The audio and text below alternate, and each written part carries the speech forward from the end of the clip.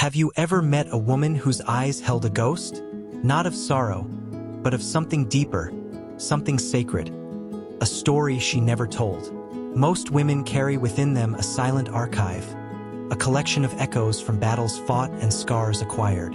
These are not merely memories, but imprints, subtly shaping the very light that dances in their eyes, the cadence of their laughter, and the quiet resilience held within their spirits. Have you ever wondered why some women possess an almost magnetic allure, a depth that transcends fleeting beauty, drawing others into their orbit with an undeniable force?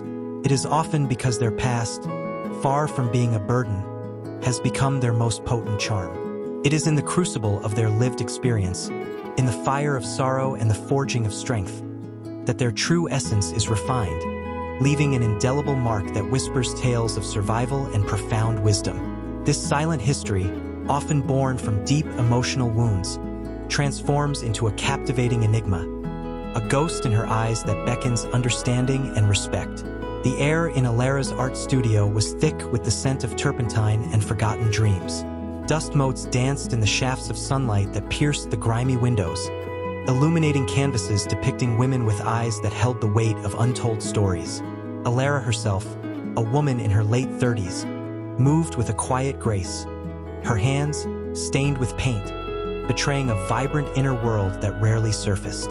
She had built this sanctuary, brick by painstaking brick, from the wreckage of a life that had once promised a different kind of canvas, one filled with domestic bliss and unwavering partnership. But fate, or perhaps the shadowed corners of a soul yet unexamined, had painted a starker picture. Her story began not with a grand betrayal, but with a slow, insidious erosion of self, a meticulously crafted narrative of inadequacy spun by a man who claimed to love her. Liam had been, on the surface, everything a young woman in her 20s dreamt of: charming, intelligent, seemingly devoted. He'd swept her off her feet with grand gestures and poetic promises, painting a future where their two souls intertwined seamlessly. Yet, beneath the veneer of adoration lay a meticulously disguised architect of control, a man who saw her vibrant spirit not as a gift, but as a challenge to be tamed. The first signs were subtle, almost imperceptible. A gentle correction about her outfit, a dismissive laugh at her opinions, a quiet critique of her dreams. "You're so much prettier when you don't wear that loud color, darling," he'd murmur, his voice like velvet, slowly dimming her vibrant palette. Or, "That idea of yours is sweet, but let's be realistic, my love. It's a man's world out there." Each seemingly innocuous comment was a tiny chisel, chipping away at the edifice of her self-worth, replacing it with a carefully constructed insecurity. Alara, blinded by what she believed was love, internalized these whispers, convinced that her flaws were indeed vast and numerous, and that Liam's criticisms were merely a benevolent attempt to refine her into a more desirable version of herself. She began to shrink, physically and emotionally. Her once bold-fashioned choices gave way to muted tones. Her lively conversations dwindled into hesitant murmurs, and her passion for painting, a vibrant flame in her youth, became a flickering ember, hidden away in the dusty attic of her soul. She started to believe that her value was directly proportional to Liam's approval, her happiness a reflection of his fleeting contentment. Her world, once expansive and full of possibility, began to constrict, until it encompassed only the confines of their shared apartment and the watchful gaze of her partner. She became adept at anticipating his moods, a master of preemptive placation, her life a meticulously choreographed dance to avoid his displeasure. The silences, when they came, were the heaviest. Liam would retreat into himself, his face a mask of disappointment, leaving Alara to scour her recent actions for the transgression that had caused his withdrawal. These were the moments she felt the most profound loneliness, a desolate ache in her chest that no amount of self-flagellation could ease. She yearned for a moment of genuine connection, a glimpse of the loving man he had once pretended to be, but all she found was an empty echo. One rainy afternoon, a forgotten box in the attic yielded a treasure: her old sketchbooks. Their pages, yellowed with time, burst with the raw energy of her youthful imagination. Bold strokes, vibrant colors, uninhibited expressions. a stark contrast to the muted canvas of her present life. A familiar ache, long suppressed, bloomed in her chest. A tear, hot and defiant, traced a path through the dust on her cheek. It was a single, solitary act of defiance, a quiet rebellion against the narrative of inadequacy that had been meticulously woven around her. Liam, sensing a shift, a slight tremor in her carefully constructed obedience, began to escalate his tactics. His words grew sharper, his silences longer, his control tightening like a vice. He'd mock her artistic aspirations, calling them childish whims, dismissing her talent with a casual cruelty that sliced deeper than any physical wound. "Still playing with crayons, Alara?" He'd sneer, his eyes cold and distant. "Don't you think it's time to grow up?" The subtle criticisms morphed into outright denigration, eroding her fragile sense of self even further. Yet, a tiny spark had been reignited within her, fanned by the dusty pages of her past. She started sketching again, in secret, late into the night, her fingers trembling with a forgotten joy. Each stroke was an act of quiet reclamation, each color a defiant whisper against the encroaching darkness. One evening, emboldened by a burgeoning inner strength she didn't know she possessed, Alara dared to challenge him. He had belittled her, as usual, dismissing her opinion on a trivial matter. But this time something snapped. A quiet, resolute voice, one she barely recognized, emerged from deep within her. "My opinion matters," she stated, her voice trembling slightly, but firm. Liam's eyes, usually so calculating, widened in surprise. A flicker of something akin to fear crossed his face, quickly replaced by a sneer. "What was that, darling?" he purred, his tone laced with menace. It was a test, a deliberate provocation, designed to reassert his dominance. But Alara, standing on the precipice of a silent revolution, refused to yield. She looked at him, truly looked at him, and for the first time, saw not the man she loved, but the ghost of her own diminished self reflected in his cruel gaze. The realization hit her with the force of a tidal wave. His words weren't about her flaws. They were about his desperate need for control, his fear of her light. That night, under the cold, indifferent glow of the streetlights, Alara packed a small bag. She left a note, brief and devoid of explanation, a silent testament to her newfound resolve. The apartment, once her prison, felt suddenly liberating in its emptiness. She walked out into the rain, not knowing where she was going, but knowing with a profound certainty that she was walking towards herself. The path was arduous, paved with doubt and the lingering echoes of Liam's toxic whispers. But with each step, Alara shed another layer of the person she had become, slowly re-emerging, like a butterfly from a long-dormant chrysalis. She found a small, run-down apartment, pouring her meager savings into art supplies. Her studio, initially a cramped corner of her living room, became her sanctuary, a place where she could finally paint without fear of judgment, where every brushstroke was an act of defiance and healing. She painted her pain, her anger, her lost dreams, and slowly, from the swirling chaos of her emotions, new visions emerged, women with resilient eyes, strong hands, and spirits that refused to be broken. The character of Alara embodies the archetype of the wounded healer, a figure who, through their own suffering, gains profound insight and the capacity to guide others toward their own wholeness. Her initial journey reflects the insidious nature of ego projection, where Liam, unable to confront his own insecurities and need for control, projected them onto Alara, diminishing her to elevate himself. This insidious dynamic chipped away at her self-worth, turning her vibrant inner world into a muted landscape of self-doubt. The theme here is the silent erosion of self-worth in emotionally abusive relationships and the profound, transformative power of reclaiming one's authentic identity. Alara's rediscovery of her art is a powerful metaphor for individuation, the Jungian process of becoming one's true, whole self, integrating both the conscious and unconscious aspects of the personality. It is through the act of creative expression that she begins to challenge the internalized narratives of inadequacy and reestablish a connection with her deeper self, her creative anima, which had been suppressed.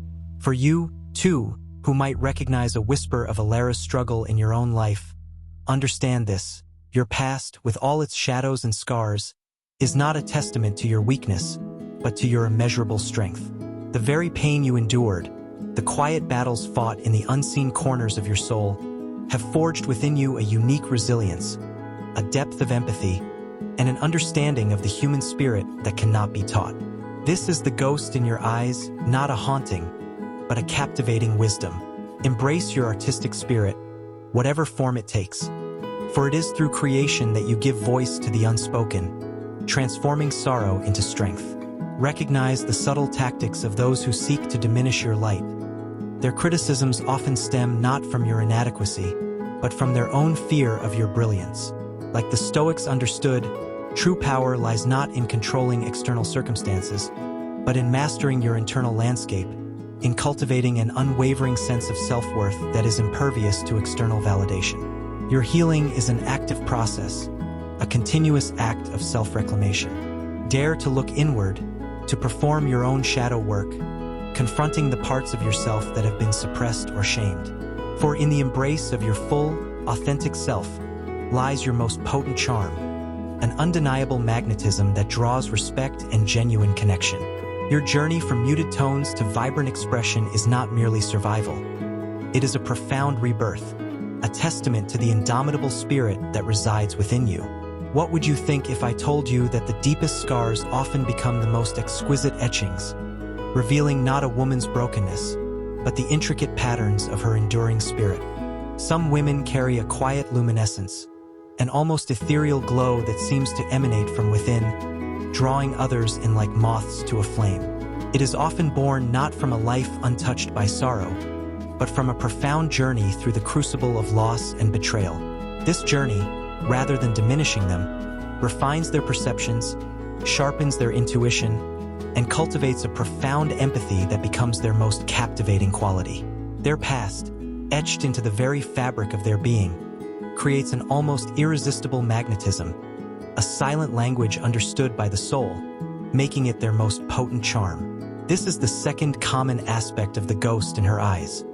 The way profound heartbreak, meticulously processed and integrated, transforms into an empathetic depth that radiates healing. The scent of rain-soaked earth clung to Amelia as she walked through the ancient botanical gardens, her camera slung low against her hip.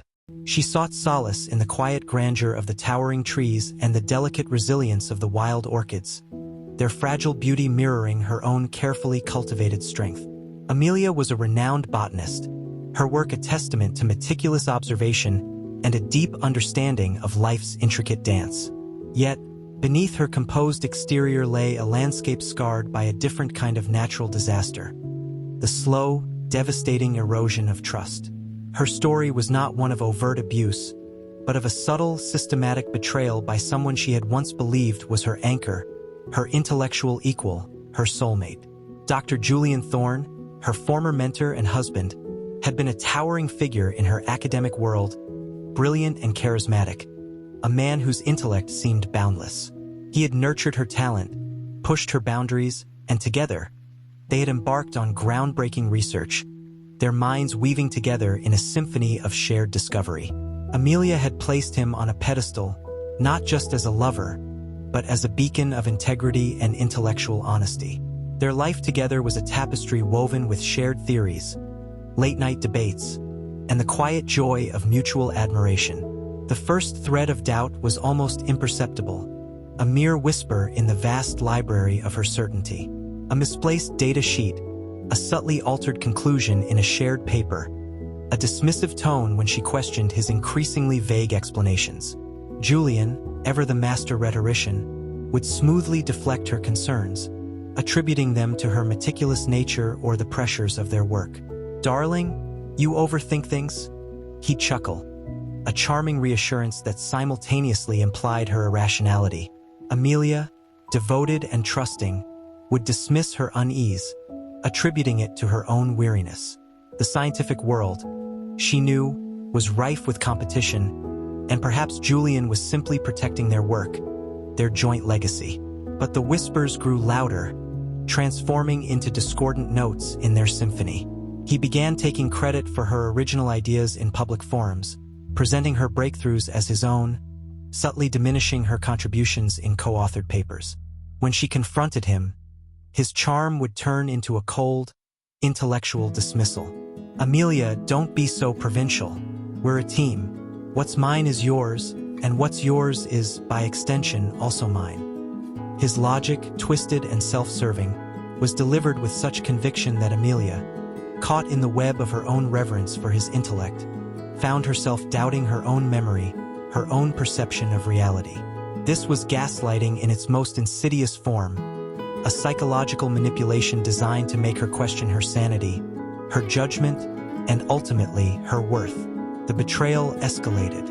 She discovered he had forged her signature on grant applications, diverting funds intended for their joint research into his own clandestine projects.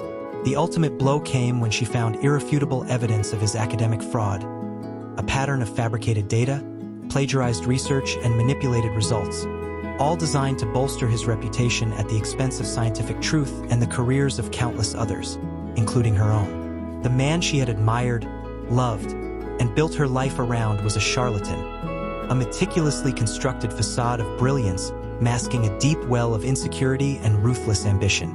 The realization was a devastating earthquake, shattering the carefully constructed world she had inhabited. It wasn't just a betrayal of their marriage. It was a betrayal of her deepest values, her unwavering belief in truth and integrity. The shock was so profound that for a long time, Amelia moved through her days in a fog, her mind grappling with the impossible chasm between the man she thought she knew and the reality of his deceit. Her body felt heavy, her spirit hollowed out, and the vibrant world of botany seemed to lose its color. She felt a profound sense of shame, not for herself, but for having been so blind, so trusting. This sense of shame, this internalized belief that her profound heartbreak was a mark of her foolishness, was a heavy cloak she wore. Yet, Amelia possessed an inner core of resilience, nurtured by years of scientific rigor and an innate need for truth.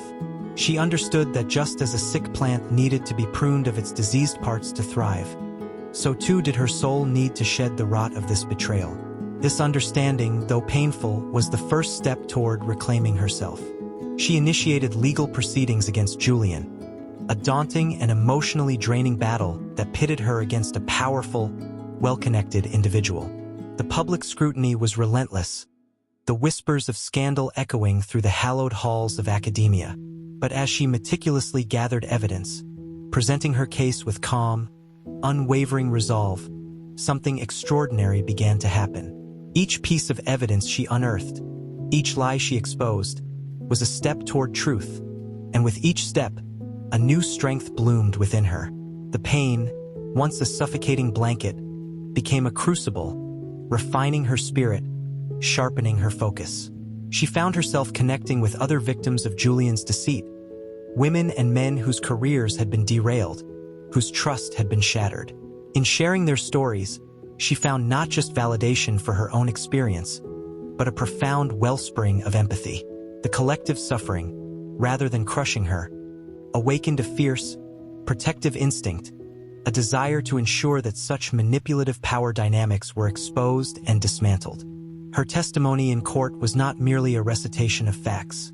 It was a testament to her enduring spirit, delivered with a quiet dignity that resonated deeply. She spoke not with anger, but with a sorrowful clarity that laid bare the profound human cost of deceit. The public, initially skeptical, was moved by her unwavering integrity. Julian Thorne was ultimately disgraced, his carefully constructed reputation crumbling around him. The legal victory was significant, but the true triumph lay within Amelia herself. The experience, while devastating, had stripped away all superficiality, revealing the raw, unadorned strength of her character. She emerged from the wreckage not diminished, but profoundly transformed. Her perception of others, once colored by an almost naive optimism, became acutely discerning. She developed an uncanny ability to perceive the subtle nuances of human behavior, to see beyond the masks people wore, to sense the authentic beneath the performed. This deep understanding of human frailty and resilience became her superpower, not only in her scientific work, but in her interactions with the world. She continued her research, her work now imbued with a deeper purpose, a quiet conviction that truth, like a seed, would always find a way to bloom. Her eyes, once brimming with an almost childlike wonder, now held the profound wisdom of someone who had faced the abyss and emerged with an unshakable core. Amelia's journey exemplifies the archetypal figure of the sage, a woman who, through profound experience and suffering, gains deep wisdom and insight, particularly into the complexities of human nature. Her initial entanglement with Julian illustrates the dangers of unconscious projection, where her admiration and trust led her to project an idealized image onto him, blinding her to his shadow aspects. The theme here is the transformative power of betrayal and the reclamation of truth and intuition. Her methodical pursuit of justice and her emergence from the fog of gaslighting directly relate to shadow work, as she confronted the painful reality of her idealized image of Julian and integrated the harsh truths of his deceit. This process, though agonizing, propelled her toward further individuation, forging a stronger, more discerning self. Her quiet strength in the face of public scrutiny also reflects elements of stoicism, as she maintained her composure and focused on what was within her control, her integrity, her pursuit of truth, rather than being consumed by external chaos and Julian's manipulations. To you, who may carry the quiet ache of a broken trust or the silent wound of betrayal, understand that your capacity for empathy and your discerning intuition are not weaknesses, but profound gifts. The pain you have endured has refined your internal compass, sharpening your ability to see beyond superficial charm and into the heart of another. This is the luminous depth in your eyes, a silent testament to battles won within. When others project their insecurities or deceptions onto you, remember that their actions are a reflection of their own internal landscape, not a commentary on your worth. Cultivate your inner knowing. It is a sacred compass that will guide you through the fog of manipulation. Like the ancient Stoics advised, focus on what is within your control, your integrity, your perception, your response, and release the need to control others' actions or narratives. Your healing journey is an act of profound self-love, a courageous choice to reclaim your truth. Embrace the quiet wisdom that blossoms from your experiences. It will be your most potent shield and your most compelling beacon. For in the gentle strength that emerges from having traversed such depths, you embody a quiet radiance, an almost mystical allure that draws genuine connection and respect, making your past your most captivating charm. If a man were truly to see the spectral beauty dancing in her eyes, he would discover not a lingering sorrow, but the profound artistry of a soul that has known the crucible of self-discovery and emerged undeniably whole.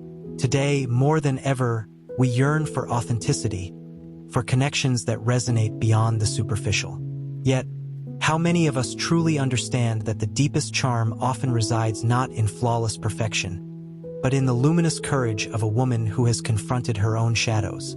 This is the ultimate common aspect of the ghost in her eyes, the transformation of internalized pain into an undeniable, powerful presence, an embodiment of profound self-acceptance that becomes her most potent charm. It is the culmination of healing, a quiet triumph of the spirit. The ancient city hummed with the rhythm of countless lives, a symphony of ambition and quiet despair.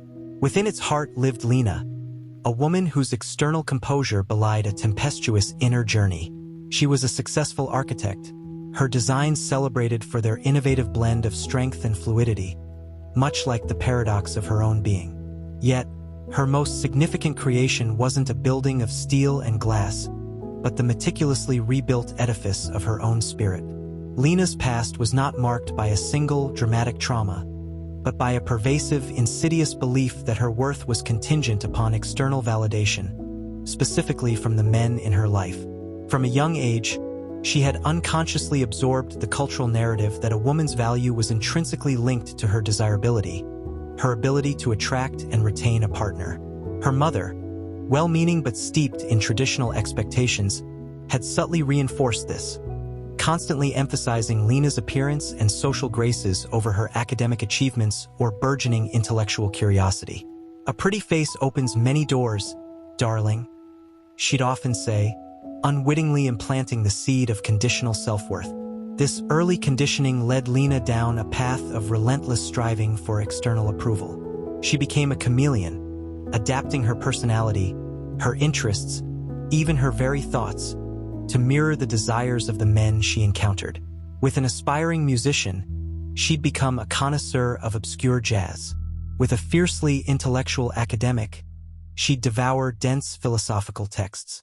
She was a master of the performance, crafting a version of herself designed to be irresistible, believing that only through such effortless assimilation could she secure the love and acceptance she so desperately craved. Each relationship, while seemingly successful on the surface, left her feeling increasingly hollow, a faint echo of her true self. The men would inevitably fall for the carefully constructed persona, not the complex, nuanced woman beneath. And when the inevitable cracks appeared, when the pressure of maintaining the facade became unbearable, or when her authentic self inadvertently peeked through, the relationships would crumble.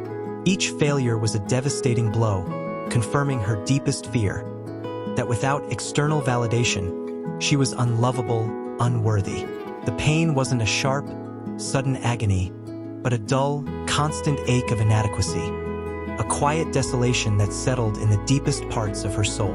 She experienced an acute sense of anima possession, where her internal feminine archetype, meant to guide her towards authentic connection and creativity, became twisted into a desperate need for external approval from masculine figures. Her shadow, the unacknowledged parts of herself, her fierce independence, her intellectual prowess, her unconventional desires, remained hidden, unintegrated, festering beneath the polished surface. Her fear of rejection was so profound that she often preempted it, subconsciously sabotaging connections that might have allowed for genuine intimacy, for fear that if she were truly seen, she would be found wanting. This cycle of self-betrayal and emotional depletion continued for years, leaving her exhausted and profoundly lonely even in the midst of companionship. She had built magnificent structures in the world, yet her inner world remained a precarious scaffolding, constantly threatening to collapse. The turning point came not from another failed relationship, but from a profound internal collapse.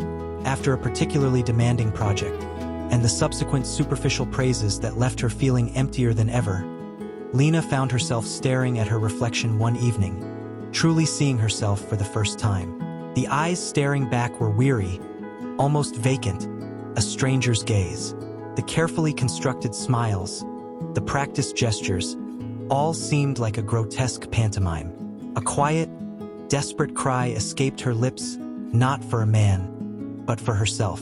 In that moment of profound disillusionment, the facade cracked wide open, revealing the raw, unadorned anguish of a woman who had lost herself in the desperate pursuit of external approval. This was her dark night of the soul, a necessary descent into the depths of her unacknowledged pain.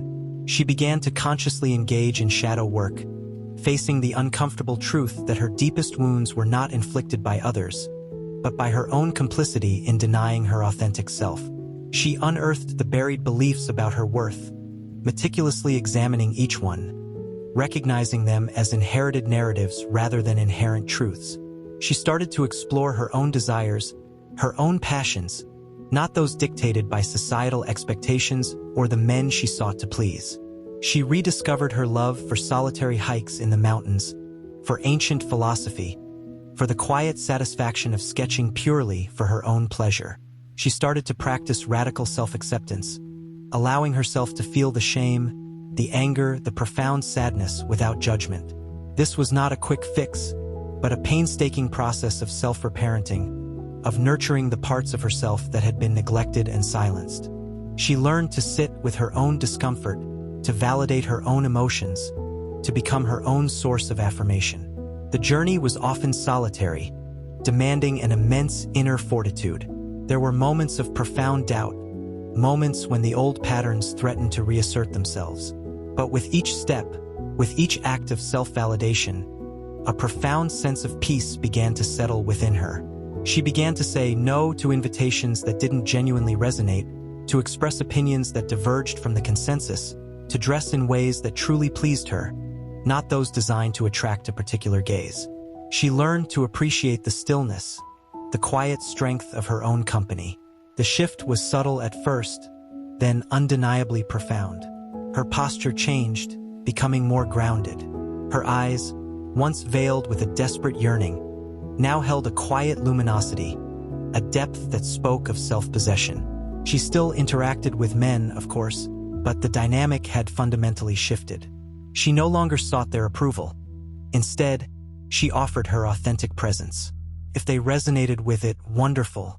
If not, she was unburdened by their disinterest. Her inner world, once a volatile landscape dependent on external weather, became a tranquil sanctuary, an unshakable foundation built on self-love and self-respect. She understood that her past, with all its painful lessons, had not diminished her but had forged her into the powerfully authentic woman she was destined to become.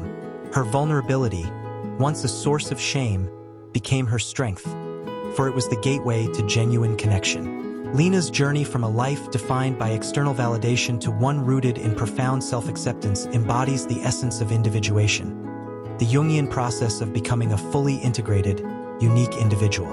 Her initial struggle highlights the pervasive societal conditioning that often leads women to externalize their sense of worth, neglecting their own internal compass. The theme is the liberation from conditional self-worth and the profound power of authentic self-possession. Her willingness to confront her deep-seated fear of being unlovable and her subsequent commitment to shadow work allowed her to integrate those suppressed aspects of her personality, her true desires, her intellectual strength, her quiet independence, which had been hidden to conform to external expectations. Her process of radical self-acceptance and self-reparenting echoes the wisdom of Stoicism, which teaches that true happiness and inner peace come from focusing on what is within one's control, one's perceptions, choices, and internal state, rather than being swayed by external opinions or outcomes. To you, who may find yourself caught in the invisible threads of external validation, understand that your truest power lies not in being loved by others, but in cultivating an unwavering love for yourself. The ghost in your eyes, in this final, profound aspect, is the luminous presence of a woman who has traversed the barren lands of self-doubt and emerged into the vibrant garden of self-acceptance. Your journey through seeking external approval has, paradoxically, prepared you for the deepest healing, for it has shown you precisely where your true north lies. Like CarlJung taught, one does not become enlightened by imagining figures of light, but by making the darkness conscious. Dare to look into your own darkness, to embrace your unacknowledged fears, and to reclaim every fragment of your authentic self. Your past, with its lessons of conditional love, becomes your most exquisite teacher, showing you the path to unconditional self-regard. Cultivate stillness within you. Practice mindfulness, whether through walking amidst nature, the meditative flow of yoga, or simply sitting in quiet contemplation. These practices will ground you, allowing you to discern your true voice amidst the cacophony of external expectations. Your inner strength is not found in the approval of others, but in the quiet, unyielding conviction of your own worth. Embrace the magnificent woman you are becoming, for in her lies the most profound charm, a quiet, undeniable magnetism that draws authentic connection and deep respect, because it radiates from an unshakable core of self-love. Your beauty is not in being flawless, but in being courageously, magnificently, imperfectly whole. This is your rebirth, your power, your everlasting peace. Like, comment, and subscribe to the channel, and share this video with others to spread positive values in life. Thank you for listening. The end.